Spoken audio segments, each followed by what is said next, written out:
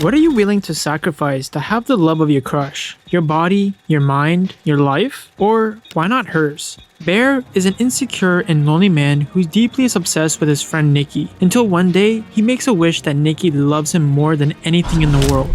And it works in every literal sense. Everything soon turns into a nightmare when Nikki's love becomes a sick, violent, and uncontrollable obsession that begins to destroy the lives of everyone around her, exactly as he wished for. And the problem is not the wish was fulfilled, but the wish itself. Bear was in a cafe with his friend Ian when a waitress pretended to be Nikki, the girl he was in love with, to help him practice confessing his feelings. Nervous and awkward, Bear said she had been the first kind of person to him since he arrived in the city and recalled some important moments they had shared. And he also confessed that he can't stop thinking about her because he's greatly appreciative that she was the only person to reach out after Bear's grandmother passed away. With each sentence, we notice how Bear is a lonely person, with many emotional voids, and receiving attention, feeling valued by someone he is attracted to, is the recipe for him to be hopeless in love. And we see this when he closes his confession by saying, "I would choose you over everything." After listening to him, the waitress and Ian agree that the way of declaring his feelings would be too embarrassing. Bear refused to repeat the speech because he felt humiliated. Finally, the waitress left, and Bear was alone with his friend. Ian asked him if he'd ever tried to flirt with Nikki, and suggested jokingly calling her Freaky Nikki, a nickname related to the bullying she had suffered years before. Bear thought that would be terrible, since she probably wouldn't want to remember that time, but Ian insisted it could be a good way to break the ice.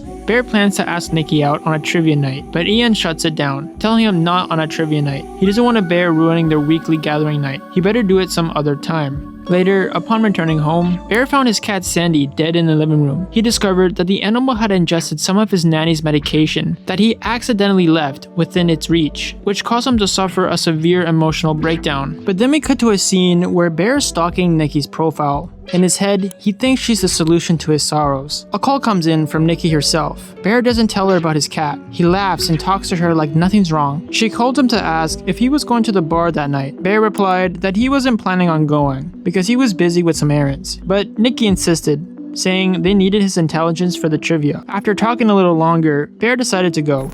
With everything we've seen up to this point, we can already see a clear obsession on Bear's part with her. It's a powerful issue for him, but one he has absolutely no idea how to handle. Desperate to keep his mind balanced, he searches for the best moment to talk to Nikki. All he can think about is her, and his overwhelming desire to make her love him. His life and peace of mind hang by a thread because all his thoughts revolve around the idea of being with Nikki. When he arrives home and finds the horrifying scene of his deceased cat, something that clearly affects him deeply, as we learned earlier, his grandmother has passed away. It's later revealed that he inherited the home he lives in from her, so we know nothing about his parents or anything else. With the cat's death, his last connection to someone close to him, his grandmother, is severed, and the only light in his dark mind is Nikki. The film portrays this very well, because when he finishes crying and lays down totally isolated in his room, the only source of light is his phone, which he uses to stalk Nikki. She's the screen onto which Bear projects the answers to his own loneliness and emptiness. Before going to the bar, he stopped by a shop looking for a gift for Nikki. He asked the saleswoman to show him crystal necklaces, but ended up buying wish wands, objects that promised to grant wishes when broken in half. The woman mentioned that many people complained about them because they believed they actually worked. When Bear asked if they were real, she avoided the answer directly and simply rang him up. Then he went to the bar. While everyone was chatting, Bear and Nikki went together to get drinks. Bear chose a pina colada because he wasn't much of a drinker, and Nikki joked that she liked that a man was so in touch with his feminine side. She also asked him what supposed unfinished business he had that afternoon. He made up a few excuses, but she implied that he'd probably just been watching TV, which made them both laugh. When Bear tried to tell her that he stopped by a store to buy something for her, Ian excitedly interrupted with a ridiculous story. The conversation drifted to that topic, and shortly after, Sarah arrived, again interrupting any chance of confession. Later, taking advantage of a moment alone, Bear told Sarah that Sandy had died. She was shocked and saddened, and hugged him to comfort him. Out of all his friends, only Sarah finds out that Bear's cat has died. After the trivia night ended, the group left the bar. Nikki said she was exhausted and just wanted to go home, while Ian insisted on going dancing. Bear offered to take her. Before leaving, Nikki asked the group for money, and Sarah gave her some. Nikki immediately ran to give it to a homeless man outside the bar. Bear watched that scene with admiration, feeling more and more in love with her.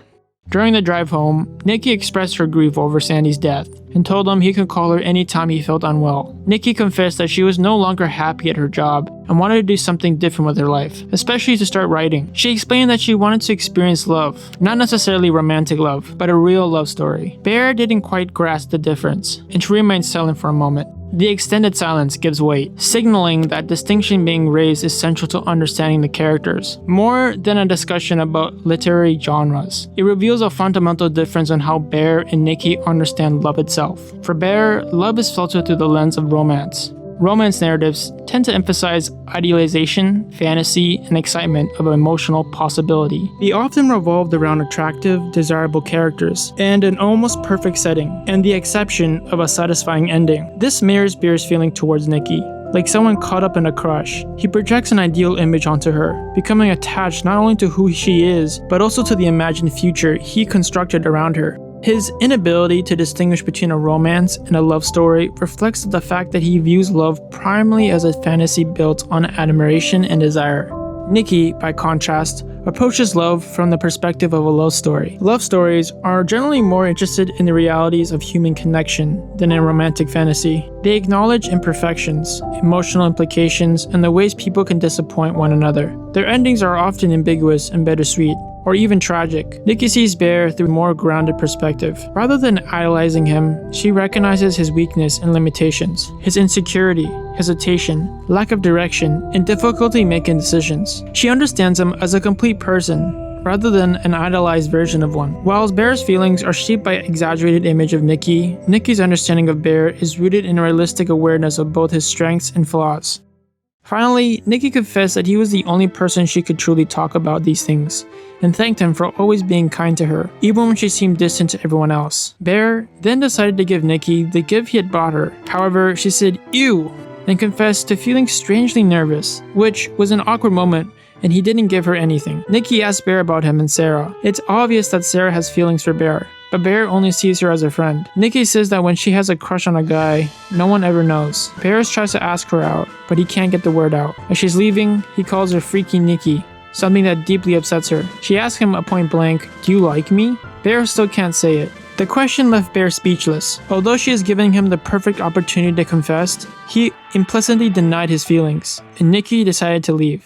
Desperate and filled with anguish, Bear began searching for his back pocket for the One Wish Willow he had bought. Upon opening the package, he heard a strange melody and broke the wand while wishing that Nikki Freeman loved him more than anything in the world. He then prepared to leave, but noticed that Nikki was still watching him from her porch. She quickly returned and asked him if the gift he had mentioned was for her. Bear lied, saying he had forgotten it at home. Nikki replied that it was fine, though shortly afterward, she unexpectedly invited him inside for a drink. As he talked, Nikki began acting strangely. First, she said something confusing about losing her cat, then corrected herself, remembering that the dead cat was actually Bear's. She commented that Bear might not want to go home. Bear began to suspect something was wrong. She kept insisting she felt confused and was acting erratically, alternating between moments of apparent normalcy and abrupt mood swings. When Bear hesitated to get in, Nikki ended up climbing into the passenger seat and confessed that she didn't want to be alone that night. Then, through tears, she revealed that her father was dying and that she had barely been able to get inside before feeling unable to stay there. Bear empathized with her and decided to drive her to his apartment. The monkey paw trope usually occurs in these stories, where characters have to deal with how their desires are twisted, and these consequences act as a catalyst for the character to find their worth, learn from their mistakes, and embark on a journey of redemption. The difference with obsession is that this journey of redemption doesn't happen. Instead, there's a journey of degradation, that the image we, as viewers, have of him becomes increasingly worse, more immoral. Initially, he is shown as a general good person, simply in love with his best friend and determined to confess his feelings. Even though I think it's clear she doesn't reciprocate them, and his friend Ian, who's constantly trying to prevent this confession. But he's very determined to take a more romantic step with Nikki, and it's in this desperate context, hoping Nikki will choose him, that he makes the wish. And we can all agree it's not a wise wish, but overall, we don't think he's a bad person.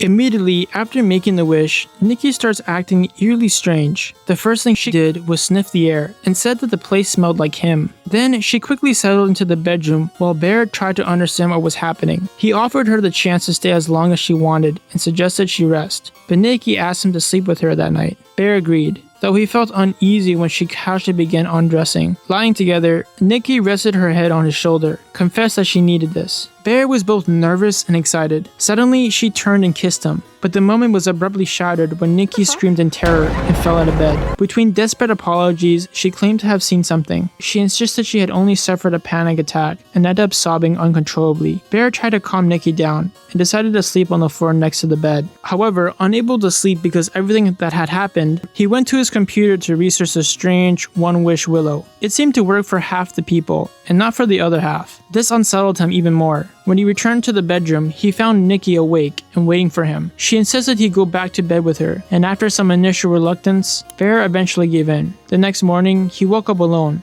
Upon entering the kitchen, he found a disturbing scene. Sandy's body was surrounded by flowers and candles, as if Nikki had built a makeshift altar.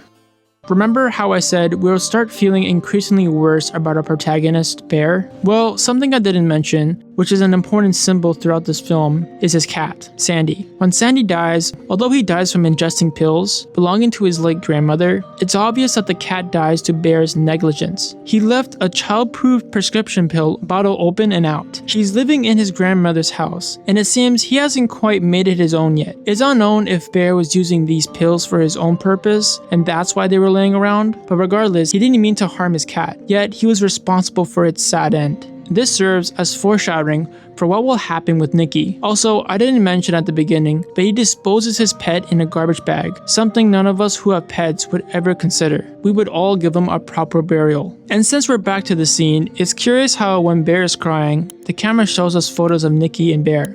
And then, while he's sobbing, we hear him say, "Why can't she?" Why can't she? Perhaps he was referring to the cat, or maybe he was truly crying because he didn't have Nikki's love. It's more likely that he idolized Nikki, because the wish Bear made was for love that isn't of this world, and that's why a sinister creature is the only one who can grant him that wish. Later, they went to work together. There, while their boss was assigning tasks, Bear took the opportunity to talk to Ian alone. His friend wanted to know what had happened that night before, especially since Bear and Nikki had arrived together. Bear confessed he had experienced the strangest night of his life. Ian asked him directly if he had slept together, but Bear replied no, although he admitted that everything had been very odd. While they were talking, Bear noticed that Nikki was watching them intently from a distance, as if she suspected they were talking about her. He then confessed to Ian that Nikki seemed to be going through something very serious, and that her behavior had been completely disturbing. According to her, it was all related to her father's supposed terminal cancer. Although Bear felt that there was something much more darker behind it, but Ian figures she's just probably high. After that, Bear and Ian talk on the phone. Ian says she's fine. There was nothing weird about her at all. But right then, there's a knock at Bear's door. Nikki has shown up all dressed up. She apologizes for the night before, telling him she was wasted. Bear asks if she remembers what happened. Nikki says, yeah, bits and pieces, and she really likes what they have. She knows he likes her. Bear asks her, do you like me? Nikki says yes. It just happened over time. She didn't know how. The illumination of the film shows us a dark Nikki, covered in shadows. We can barely see her because she is covered in darkness, and her eyes are dark, terrifying, and giving a bad feeling. Over the next stretch of time, the two of them started acting like a happy couple. Something about it strikes Ian as off, and Sarah doesn't like it one bit either. But Bear and Nikki are lost in their little world together. In this montage, she keeps on staring lovely at him while they watch a movie, and he physically forces her face forward, which I think is a good depiction of how he wants her to do activities with him. He wants to not be physically alone, but doesn't enjoy having to participate in a relationship with someone who has needs and demands. That's why he enjoys this form of Nikki with none of her actual personality. During a date at a restaurant, they were joking around until Bear asked about Nikki's father's health. She immediately replied that she didn't want to talk about it. At that moment, Ian called Bear's phone several times, but he ignored the calls. Later, Nikki started acting confused about past conversations, as if she couldn't remember certain things she had said. When Ian called again, Bear answered and moved away from the table. Ian confessed that he had investigated the story about Nikki's father's supposed cancer and discovered that it was all a lie. The man was perfectly healthy and had never been hospitalized in places she had mentioned. Furthermore, Sarah had told him that Nikki had always seen Bear only as a little brother. That revelation made Bear start questioning the entire relationship. Ian even commented that it seemed as if Nikki had become a different person, something that ended up being deeply frightening. When he returned to the table, Nikki immediately noticed his nervousness. Bear thanked her for the gift, a stone symbolizing a willpower and confidence, but then asked her directly if she truly loved him more than anyone in the whole world. She replied gently that she did. Then he asked her if her father really had cancer. Nikki's expression changed completely. She became agitated and began shouting uncontrollably. Finally, Bear managed to calm her down and got her to sit down again. She insisted desperately that she couldn't ruin something so perfect just when they were having a happy day together. After that, Nikki asked him why he cared so much about if they were truly happy together. Bear decided to downplay the matter to avoid any other argument. Later, one of the most disturbing scenes in the entire film occurs, with them being intimate. With this scene and the one that follows, it's more than confirmed that a paranormal presence has taken control of Nikki. In the brief moments when the real Nikki regains her senses, we see that she didn't want to kiss him, and that she was surprised by his strange behavior. What's even worse is that they were intimate while terrifying music plays, and we see a nearly lifeless Nikki. It's truly chilling. With Ian's call and the evidence, Bear already suspected that this isn't the real Nikki, but nonetheless, he decides to continue. One of the things said by the director of the film himself is that the idea that One Wish Willow isn't cursed, but that Bear's wish is cursed. The shopkeeper seemed perfectly content with his one wish. The desire robbed Nikki of her autonomy because of Bear's twisted and idolized view of love. We witness a very insecure and weak person return onto someone who's neglectful and abusive. The gradual worsening of the curse only reflects the gradual worsening and devaluation of Bear as a human being. But, as I mentioned, the disturbing scene didn't end there. After the intimate encounter, they both went to sleep. However, at 3 a.m., Bear woke up and discovered that Nikki was no longer in the bed. Then, he heard a small laugh coming from a corner of the room. Looking towards it, he found Nikki staring at him. She couldn't sleep because of her dreams. She began to cry uncontrollably, insisted that he didn't love her as much as she loved him. While Bear tried to calm her down, completely terrified, she kept insisting that her feelings weren't reciprocated. She just kept on repeating that he did love her and begged her to go back to sleep. Not knowing how to react, Bear pretended to fall asleep. All of it is creepy and terrifying. A short time later, Nikki became agitated again and started yelling that he didn't love her. Then she came back holding some flowers. Bear thought she was going to attack him, but she simply placed them on the table, saying they were for Sandy. Then she laid them down next to him again. When Bear tried to get up, Nikki yelled at him to stay there, forcing him to remain. The next morning, Bear discovered that Nikki had cut his hair without telling him. He admitted he didn't like how it looked, but she reacted calmly and handed him a lunchbox with the food she had packed. When Bear tried to talk about what had happened that night before, he tells her to stop the weird stuff. She even kissed him to avoid continuing the conversation. Before leaving for work, Bear discovered that Nikki had covered their front door with tape, as if she wanted to prevent him from leaving the apartment. Although he tried to act normal, he had used all the strength to peel it off. Meanwhile, Nikki watched the scene with a disturbing smile and ended up urinating in front of the door. Later, at work, Bear opened his lunchbox and discovered several photographs taken by Nikki while he was sleeping, or from a distance. One of the photos says, "Not me," which could indicate that it's the real Nikki saying that this isn't her. While they were talking about whether Sarah would get into any other schools she applied to, he asked her about what Nikki had said about him the night before. Sarah explained that they only had spoken about Bear once, and that she found it strange that they suddenly started a relationship. After some banter, Sarah picked up the note Nikki had left next to her lunch. Turning it over, she found the phrase, "What's the verdict on the cat?" It took Bert a few seconds to process it, but he understood the truth. The sandwich was made with Sandy's meat. The horror made him nauseous, and he ended up vomiting in a trash can.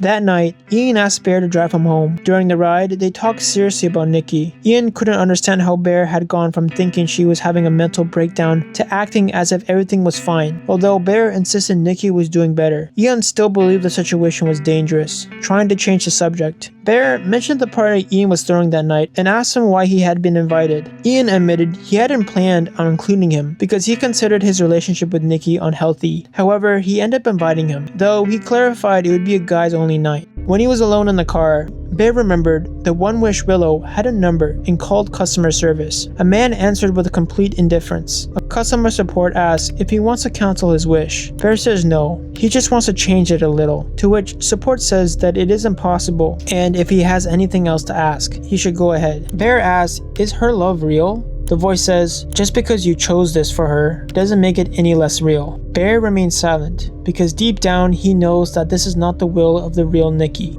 Then Bear says, "Fine, cancel it." But support says they can't cancel it. Nikki will stay exactly like this for as long as Bear lives. The wish will only go away when Bear dies. So Bear starts to bring up Nikki's weirdness, to which support says, "You want to talk to her?" Nikki is screaming at the top of her lungs from the other side of the line. It's time we delve into Bear as a character a little more, and the type of infatuation he has with Nikki. The term limerence, it's an involuntary mental state of obsessive attraction to a person under their overwhelming need to be reciprocated. Obsession can only happen when someone is unavailable to us. Realistically, Bear only knows 10% of the real Nikki. He had no idea about her personality, or if she was truly ill. Bear is obsessed with the idea of Nikki, saving him from loneliness, not with the real, charismatic person with her own problems and will.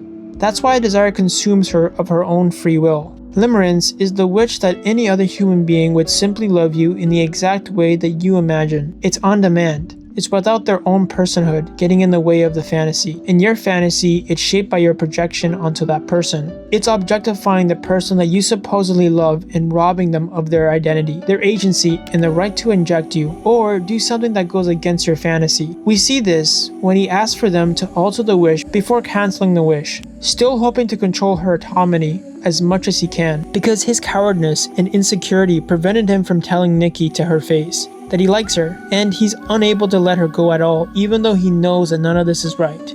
He is so afraid of losing the companionship that even though he knows she's possessed, he puts himself in a state of denial and starts lying to himself and others.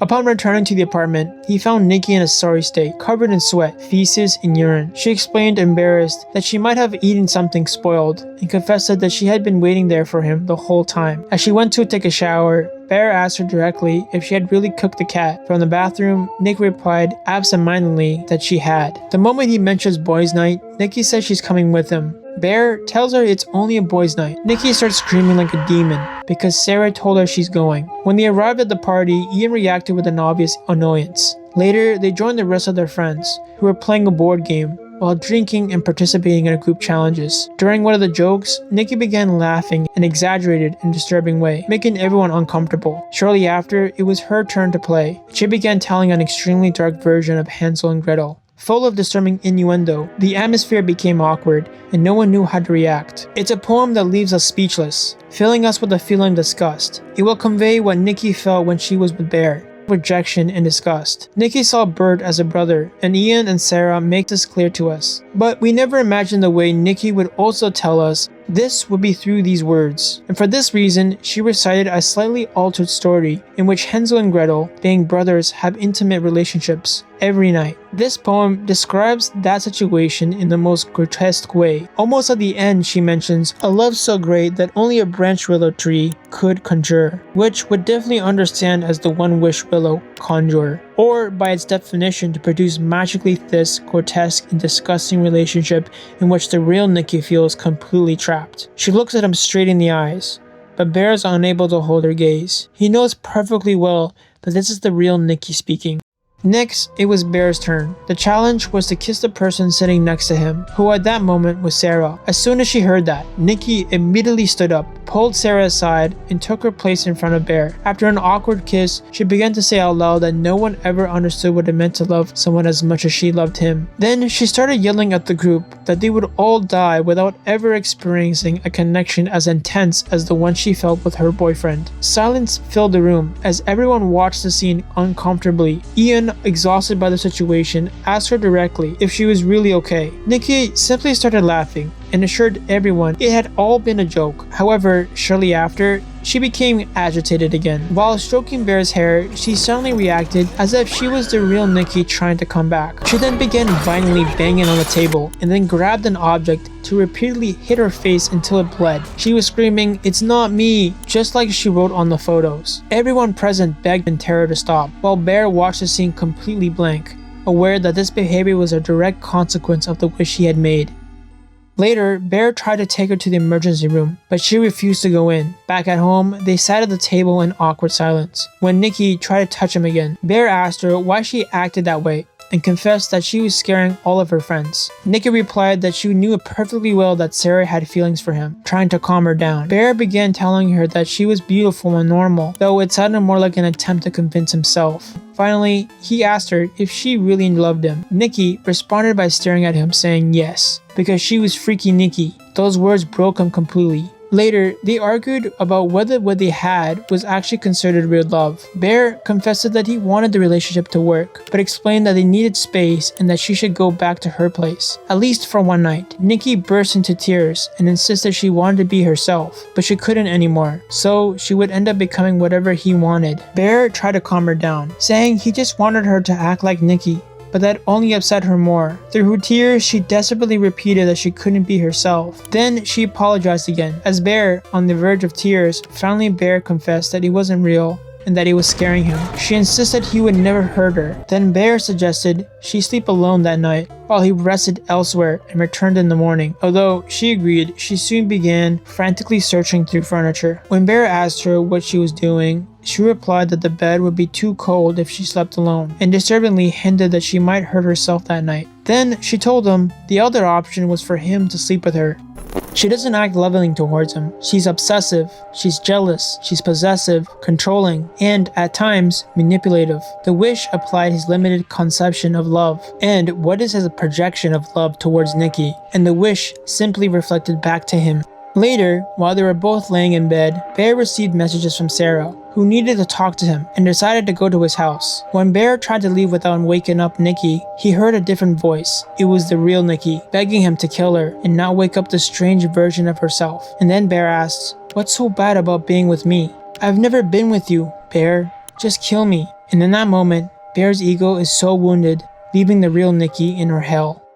Bear is awkward at first. When he had the chance to confess to the real Nikki, his fear of rejection and shattering his illusion led to him remain silent. He continued to fear facing the reality that this wasn't her, making excuses to cope. His cowardice outweighed the consequences. He chose to carry on as if nothing went wrong. Bear's defining characteristic is pathological selfishness, masked by a nice guy facade, and that's what makes him so dangerous. The name Bear alludes to the term teddy bear, because this is the name used for a cute, friendly teddy bear. A friend who can count on, but we all know that's not the reality of this animal. Bears, however cute they may seem at first glance, are quite territorial and possessive creatures. Bear makes his way to Sarah. Sarah asks him about Nikki too. Bear says her dad is dying. Sarah replied that it was strange because Nikki deeply hated her father and they hadn't had contact with him for years. She finally commented that Nikki looked really bad and needed professional help. Then Sarah reveals she's got a letter from art school. She wants to open it together with Bear, but before that, she tells Bear about Nikki and Ian. The two of them had a casual physical relationship for 2 years, although it had never been anything truly romantic. Ian thinks Nikki is dating Bear just to get back at him. She also remarked that Bear needed someone chilling. He casually replied that he needed someone like her, and they both gazed at each other in silence, smiling. However, neither of them noticed Nikki silently approaching from behind Sarah. She placed a brick in front of Sarah and began brutally smashing her face against it repeatedly until she was dead. Bear was paralyzed with horror, unable to react. After this, Nikki calmly told him she was sorry he had to witness something like that, though she also reminded him that he was all of his fault for making that wish. She then assured him that she would be fixing things and never abandoning him. But first, she needed his help to hide the body. Utterly terrified, Bear ended up helping carry the body to the car. While waiting inside the vehicle, Bear opened Sarah's acceptance letter and discovered that she had been accepted to the School of Arts. This revelation devastated him emotionally because Sarah had died without ever knowing. Desperate, Bear drove to the shop where he had brought the one-wish willow. There, he explained the situation and begged to undo the wish. The man calmly replied that this was impossible because Bear had already used his one wish. However, he explained that someone else could make a counter-wish to cancel the original. He also hinted that if Bear died, the wish would automatically disappear. Without wasting any time, Bear bought another one-wish willow. He went straight to Ian's house. When Ian opened the door and saw him covered in blood, he was immediately alarmed. Then Bear confessed the whole truth. He had wished for Nikki to fall madly in love with him, and it had all come true. He then showed him the new wand and begged him to make a specific wish, one he would never have wished, to make Nikki fall in love with him. Ian, convinced, that Bear had lost his mind, smashed the willow branch, mocking the situation. But instead of helping him, he wished for $1 billion. Immediately, enormous amounts of money began to rain down from the ceiling. Ian was horrified to realize that the wishes were real, while Bear fell to his knees, utterly defeated, having just lost another chance to fix everything. With no other options, Bear rushed back home, hoping that Nikki will use his one wish Willow. There, he found Nikki even more agitated, as if she was performing some strange ritual. On a chair lay Sarah's modified body, a sight that horrified him even more. At that moment, Ian arrived at the house in a panic, shouting that he now believed everything Bear had told him. As soon as Ian saw Nikki, she shot him dead. But after the murder, Nikki forced Bear to tell her he loved her. She even vomited on him, while obsessively insisting on hearing him say it. Finally, he told her what she wanted to hear, which calmed her momentarily. Then, Bear managed to take the gun from her, and promised they would make their relationship work.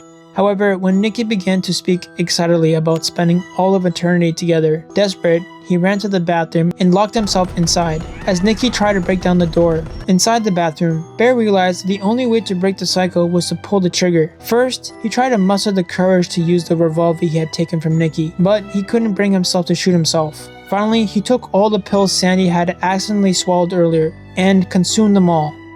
But even with that, in his own cowardness, he decides to vomit the pills. Meanwhile, on the other side of the door, Nikki continued to beg him to come out and promised that everything will be alright. Suddenly, Bear heard the sound of another One Wish Willow, retaining the pills, losing his life, and lifting Nikki's curse. A decision he could never make for himself. He then left the bathroom and went back to hug and kiss Nikki. However, seconds later, he collapsed to the floor as the pills began to cause their effect. Nikki burst into tears and tried to use the gun on herself. At that moment, the real Nikki finally regained consciousness and watched in horror as all the deaths and chaos unfolded around her. Completely devastated, she began to weep as she lay lifeless on the floor. The ending isn't selfless. It's still an act of cowardness as Ian and Sarah are dead. He's dead, and instead of fulfilling the real Nikki's desire to die, she instead regains control of her autonomy, only to confront the situation she's in alone. Only when we consider everything Nikki had endured from her perspective do we realize that she experienced true horror, and she is the only one who must pay the consequences. And while crying, she asks, "What did you do?"